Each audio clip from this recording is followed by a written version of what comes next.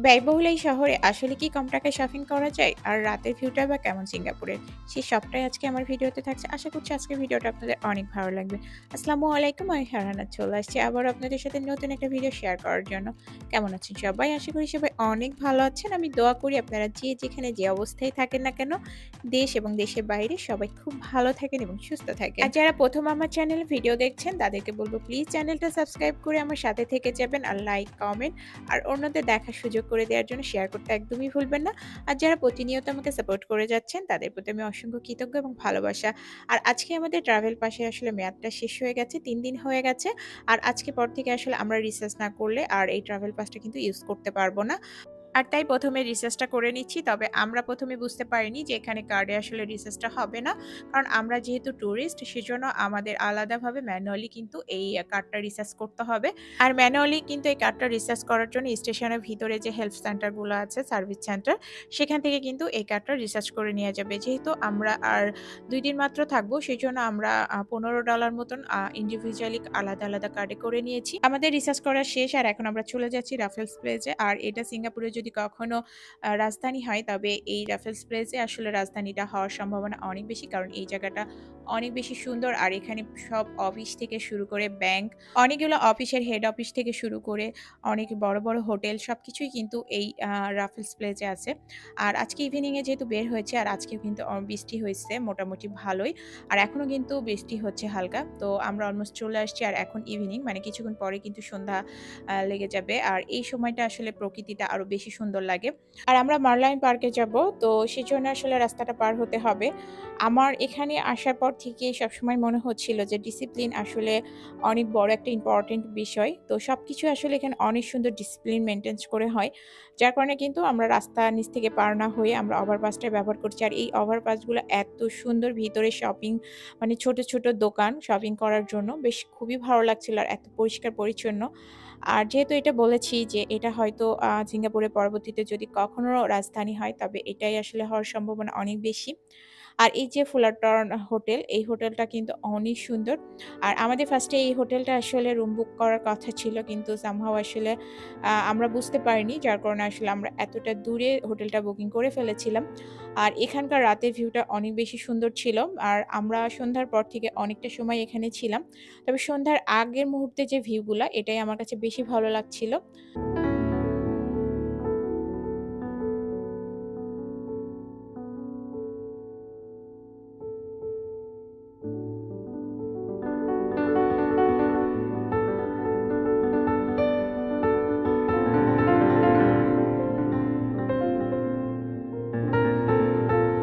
আলো ঝলমলে রাতের সিঙ্গাপুরের ভিউটা দেখে সত্যি আপনাকে কিন্তু মুগ্ধ হতেই হবে।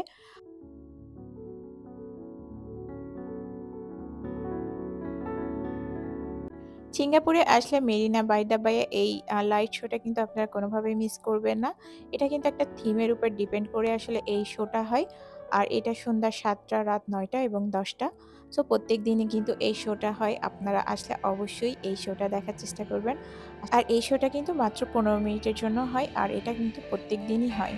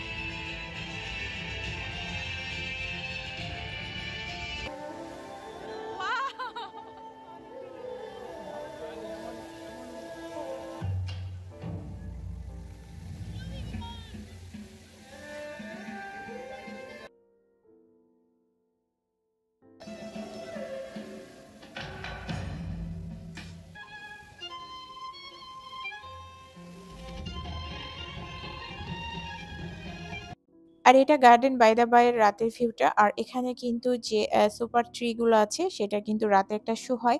আর সেটা দেখার জন্য কিন্তু আমরা আসছি। ওটা কিন্তু অনেক সুন্দর।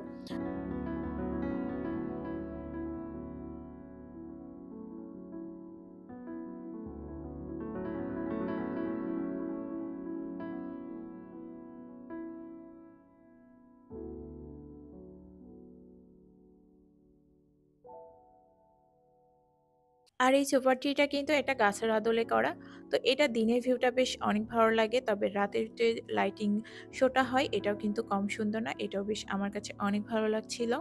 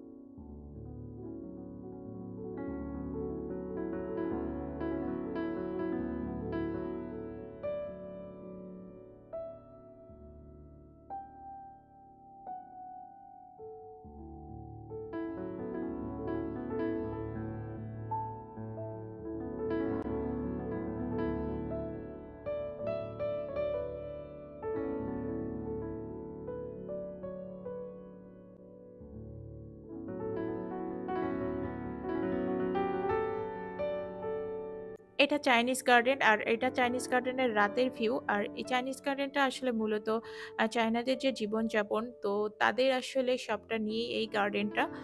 আর চাইনিজ গার্ডেনটা দেখলে অনেক নিরিবিলি হলেও কিন্তু এখানে অনেক রেস্টুরেন্ট আছে। তো সেখানে সপ্তাহে অবশ্য চাইনিজ খাবারই পাওয়া যায়। তো এখানে তো বাঙালি খাবার প্রশ্নই আসে না। আর সিঙ্গাপুরে আপনি যত রাতই হোক না কেন, আপনি ঘোরাফেরা করতে আসলে আপনার কোনো প্রবলেমই হবে না। সেজন্য আমরা কিন্তু অনেক রাত পর্যন্ত অনেক জায়গায় ঘোরাফেরা করেছি। ১১টার পরে এমআরটি এবং বাস সার্ভিসটা অফ হয়ে গেলেও আপনার ট্যাক্সি কিন্তু সারারাতই হচ্ছে আপনার অ্যাভেলেবেল। তবে ট্যাক্সি ভাড়াটা যদিও একটু এক্সপেন্সিভ হয়, তো তারপর আপনারা চাইলে কিন্তু ট্যাক্সি নিয়ে সব জায়গায় রাতে ঘোরাফেরা করতে পারবেন। আর এখন আমরা চলে আসছি প্যারা লেবার। আর এটা হচ্ছে ইন্দোনেশিয়া পাড়া বলেই সবাই জানে সিঙ্গাপুরে। এখানে প্রচুর ইন্দোনেশিয়া খাবার এবং হোটেল সবটাই এখানে আছে। যারা ইন্দোনেশিয়ার খাবারের টেস্টটা আসলে নিতে চান তারা এখানে চলে আসতে পারেন। এখানে খাবারগুলো কিন্তু তুলনামূলকভাবে অনেক কম প্রাইজে আমার কাছে মনে হয়েছে। আর এখানে কিন্তু প্রচুর ইন্দোনেশিয়া, মানে সবাই ইন্দোনেশিয়া। আর এখানে কিন্তু যে ওয়েটারগুলো এনারা কিন্তু বাঙালি ছিল। আর এখানে যেহেতু বাঙালি খাবার পাওয়া যায়, তো আমরা এখানে বাঙালি খাবারই অর্ডার করেছি। আসলে বাঙালি খাবার আমরা যতই বিদেশ যাই আর যেখানেই যাই না কেন, আমাদের দেশের খাবারের স্বাদের মতন আসলে আমার কাছে অন্য কোনো খাবারই আসলে তেমন ভালো লাগে না। তো এইজন্য আসলে আমি সিঙ্গাপুরে যে কয়দিন ছিলাম সবসময় বাঙালি খাবারটাই বেশি খাওয়া হয়েছে। তবে টেস্ট করার জন্য মাঝে মধ্যে চাইনিজ, ইন্দোনেশিয়ার কিছু খাবারও খেয়েছি। আর এই ফিশ ফ্রাইটা কিন্তু অনেক মজার ছিল। তো অনেক খাবার-দাবার অর্ডার করেছিলাম আর সেই সবটা কিন্তু খুব কম প্রাইজের মধ্যে পাওয়া যায় এখানে।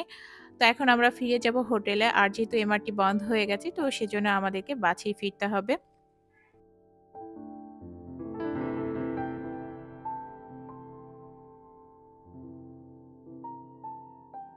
সিঙ্গাপুরে এসে যদি আপনারা কম টাকার মধ্যে শপিং করতে চান তাহলে আপনাদেরকে অবশ্যই বুগিজে চলে আসতে হবে। আর এটার লোকেশনটা কিন্তু খুব সহজ। এমআরটি অথবা বাস যেটাতেই আসেন না কেন, এটার রাস্তার অপোজিট সাইডে কিন্তু এই শপিং সেন্টারটা। আর এখান থেকে কিন্তু আপনারা কম টাকায় অনেক শপিং করতে পারবেন। আর যেহেতু আমরা আজকে ফিরে যাব সেজন্য আজকে সারাদিনটা আমরা শপিং এর জন্যই রেখেছিলাম। আজকে আর অন্য কোথাও ঘোরাফেরা করব না। এই সকাল, সকাল আমরা চলে আসছি বুগিজে। আর এখানে আসার পরে আমি সত্যি মানে অবাক হয়ে যাচ্ছিলাম যে এত সুন্দর, সুন্দর ব্যাগ কালেকশন। আসলে কোনটা রেখে কোনটা নিবো এরকম একটা অবস্থা আমার হয়ে গেছে। আর এখানে যে শুধু ব্যাগ পাওয়া যায় তা কিন্তু না। এখানে কিন্তু অনেক মজার, মজার ফ্রুটস পাওয়া যায়। আর এখানে বেশ কিছু ফ্রুটস কিন্তু আলাদা করে পিস হিসাবে সেল করে।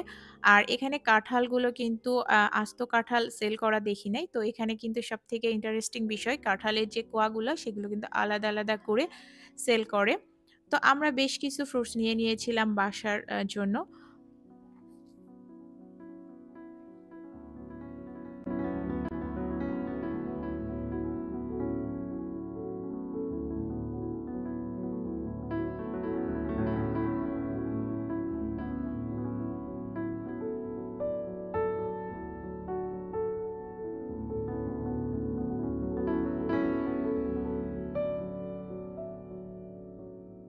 অন্য সব মার্কেটের থেকে তুলনামূলক অনেকটাই কমে আমার কাছে এই বুগিস মার্কেটের জিনিসপত্রগুলো মনে হয়েছে। আর এখানে যে শুধু ব্যাগ, ফ্রুটস তা না, এখানে কিন্তু সবকিছু পেয়ে যাবেন। চকলেট থেকে শুরু করে স্যান্ডেল, টি-শার্ট, তারপরে মেকআপের যত আইটেম সব জিনিসই কিন্তু এখানে পেয়ে যাবেন। আর সেটা আমি বলেছি যে অন্যান্য মার্কেটের তুলনায় এখানে অনেকটাই কম প্রাইজে। আর এখানে কিন্তু get one buy one system আছে, তারপর প্যাকেজ সিস্টেম আছে।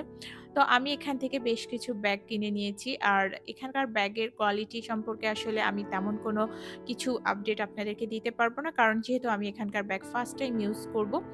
তবে এখানে কিন্তু খুব ভালো মানের যে ব্র্যান্ডের ব্যাগগুলো সেগুলো পাবেন না। এখানে সব ব্যাগ কিন্তু চায়না ইম্পোর্ট করা।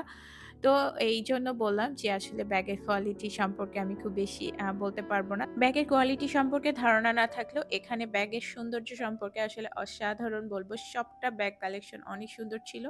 আর এখানে শুধুমাত্র যে পার্স ব্যাগ আছে তা না, এখানে কিন্তু অনেক সুন্দর, সুন্দর ট্রলি ব্যাগগুলো পেয়ে যাবেন। আর সেগুলো কিন্তু খুবই রিজনেবল এ। তো আমার কাছে মনে হয়েছে যে ব্যাগ কালেকশনের জন্য বেস্ট হচ্ছে বুগিস। আর তাছাড়া অন্যান্য জিনিসপত্র কিন্তু এখানে আছে। তবে আমার কাছে বুগিস মার্কেটটা ব্যাগের জন্য আর ফুডস এর জন্য মনে হয়েছে অনেক বেশি ভালো। কারণ এখানে প্রত্যেকটা ব্যাগ কালেকশন অনেক রিজনেবল এর সাথে, সাথে অনেক মজার, মজার ফ্রুটস ছিল আর সেগুলো একদমই ফ্রেশ ছিল। তো আমাদের কিন্তু বুগিজে কেনাকাটা শেষ হয়ে গেছে আর এখন আমরা চলে আসছি মোস্তফা। আর এই মোস্তফা শপিং সেন্টার নিয়ে আসলে আলাদা করে কিছু বলার নেই। কারণ যারা সিঙ্গাপুরে আসবেন তারা এমনিতেই জেনে যাবেন এটা সম্পর্কে। আর এখানে কিন্তু রিজনেবল অনেক কিছু পাওয়া যায়। তবে একটু ঘুরে, ঘুরে কিনতে হবে দেখে শুনে। তাহলে কিন্তু আপনারা রিজনেবল এ চকোলেট থেকে শুরু করে সাবান, শ্যাম্পু, লোশন এরকম প্রত্যেকটা জিনিসই অনেক রিজনেবল এ পেয়ে যাবেন। আর এখানে বেশিরভাগ সময় অফার থাকে।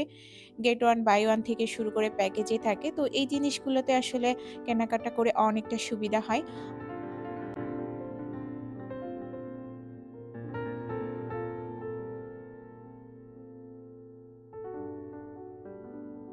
আমাদের কেনাকাটা শেষ হয়ে গেছে। আমরা এখন হোটেলে চলে যাব। 10:30 বেজে গেছে। আর হোটেলে যে অনেক প্যাকিং আছে। তবে মোস্তফার এখানে ব্যাগ রাখার এই সিস্টেমটা আমার খুবই ভালো লেগেছে। আপনি যদি এখানে ব্যাগগুলো রাখার পরে পুরা সিঙ্গাপুর ঘুরে সেখান থেকে ব্যাগ কালেক্ট করতে চান, তারপরেও কিন্তু আপনার ব্যাগটা খুব যত্ন সহকারে তারা ফেরত দিবে। আর শুধুমাত্র যে মোস্তফায় কেনাকাটা করলে এখানে ব্যাগ রাখতে পারবেন তা কিন্তু না।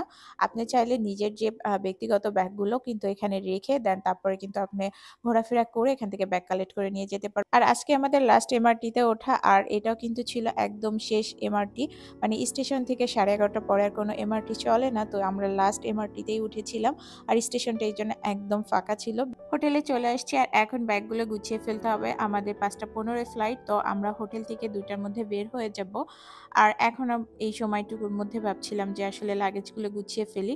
কারণ প্রত্যেকদিনই আমরা টুকটাক কিছু না কিছু কেনাকাটা করে নিয়ে আসছি। তবে কোনো লাগেজই আসলে গোছানো হয় নাই।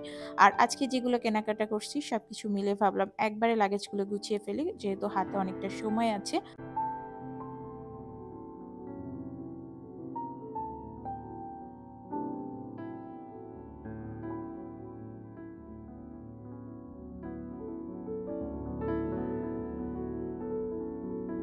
লাগেজ গোছাতে যেয়ে যে কখন সময় হয়ে গেছে বুঝতেই পারিনি। অলমোস্ট এর মধ্যে আমাদের কিন্তু ট্যাক্সি চলে আসছে। রিসেপশনে বলা ছিল। তো আমাদের ট্যাক্সি কিন্তু চলে আসছে আর এখন রাত ২টা বাজে। তো আমরা বের হয়ে গেলাম।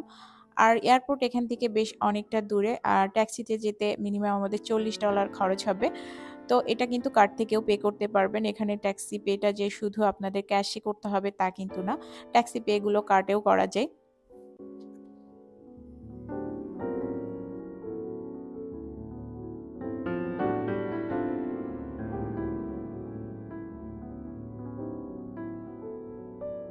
চলে আসছি চাঙ্গি এয়ারপোর্টে। আর এখানে আসার পরে মনে হচ্ছিল যে শুধুমাত্র আমরা ২ জনই প্যাসেঞ্জার আর কোনো মানুষই ছিল না। তবে ভিতরে যাওয়ার পরে কিছু মানুষ দেখার পরে মনে হয়েছে যে না ঠিক আছে আমরা ২ জন না আরো অনেকেই আছে। আর আসার পরে ১ম এ আমরা লাগেজে ওয়েট গুলো চেক করে নিচ্ছিলাম যে সব ঠিক আছে কিনা। কারণ টুকটাক কেনাকাটা করতে, করতে আসলে অনেক কিছুই আমরা কিনে ফেলেছিলাম। তো পরবর্তীতে একটু টেনশন হচ্ছিল যদি ওয়েট বেশি হয়ে যায় তাহলে তো অনেকটা প্রবলেম হয়ে যাবে। আলাদা করে পে করতে হবে। সেজন্য সেই প্রস্তুতি রাখার জন্য আমাদের ইমিগ্রেশন শেষ হয়ে গেছে। আর এখন আমরা জিএসটি ক্লেম করেছিলাম তো সেটাই কালেক্ট করতে যাচ্ছি। আর যারা গোল্ড কিনবেন তারা অবশ্যই জিএসটি কালেক্ট করবেন। আর তাহলে কিন্তু আপনাদের ইমিগ্রেশন পরে এখান থেকে জিএসটিটা আপনাদেরকে রিফান্ড দিয়ে দিবে। তো আমি বাংলাদেশ টাকার ৳২৩০০ মতন আসলে যে রিফান্ডটা সেটা পেয়েছিলাম। ব্র্যান্ডের সব বিউটি প্রোডাক্টের ডিউটি ফ্রি শপগুলো কিন্তু এখানে আছে। তো আপনারা চাইলে কিন্তু এখান থেকে অনেক কিছু কিনতে পারেন। সে সময় এরকম একটা কিছু দেখতে হবে সেটা একদমই আশা করিনি। কারণ ইমিগ্রেশন থেকে শুরু করে অন্যান্য জায়গায় ঝামেলা হতে পারে। তবে ডিপার্চারের আগে হ্যান্ড লাগেজ নিয়ে যে লাস্ট চেকিংটা, তো এখানে আসার পরে প্রত্যেকটা লাগেজ আসলে খোলা এবং প্রবাসী ভাইয়াদেরকে অনেক বেশি হয়রানি করা, এই জিনিসটা আমার একদমই ভালো লাগেনি। হতে পারে তাদের এটা রুলস, কিন্তু আমার কাছে একটু এক্সেস মনে হয়েছিল, কেন জানি না। তবে টুরিস্টদের ক্ষেত্রে এই জিনিসটা করতে দেখিনি, কিন্তু বাকি মেক্সিমাম যারা প্রবাসী দেশে ফিরতেছে তো তাদের ক্ষেত্রে দেখছিলাম এই হয়রানিটা। আর আমাদের প্লেনটা কিন্তু টেক অফ করে ফেলেছে। আর ৪০ মিনিট পরে আমাদের নাস্তাটাও দিয়ে দিয়েছে। আর এটা খিচুড়ি ছিল, বিফ ছিল, চিকেনও ছিল। তো আমরা আসলে বিফটা নিয়েছি, সাথে কোল্ড ড্রিংক ছিল, পানি ছিল আর একটা ডেজার্ট ছিল।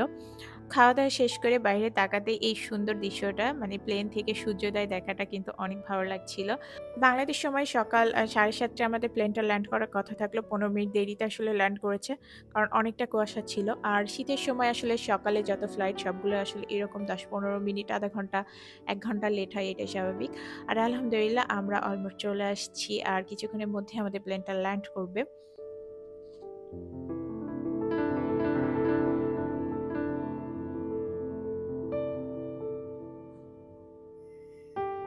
আলহামদুলিল্লাহ আমাদের প্লেনটা ল্যান্ড করেছে। আর প্লেন জার্নিতে কিন্তু সবসময় টেক অফ আর ল্যান্ড এই ২ টা জিনিস খুবই ডেঞ্জারাস থাকে। তো বেশিরভাগ অ্যাক্সিডেন্ট গুলো কিন্তু এই ২ টা টাইমই হয়ে থাকে। তো আলহামদুলিল্লাহ আমরা খুব ভালোভাবে পৌঁছে গেছি। এটাই শান্তি লাগছে আর দেশের মাটিতে। তো এটা তো আরো বেশি ভালো লাগা। যতই দেশ-বিদেশ ঘুরি না কেন, নিজের দেশের মতন শান্তি আর কোথাও নাই। তো আমরা এখন লাগেজগুলো কালেক্ট করে নিব। আর খুব তাড়াতাড়ি আমাদের লাগেজগুলো বেল্টে দিয়ে দিয়েছিল।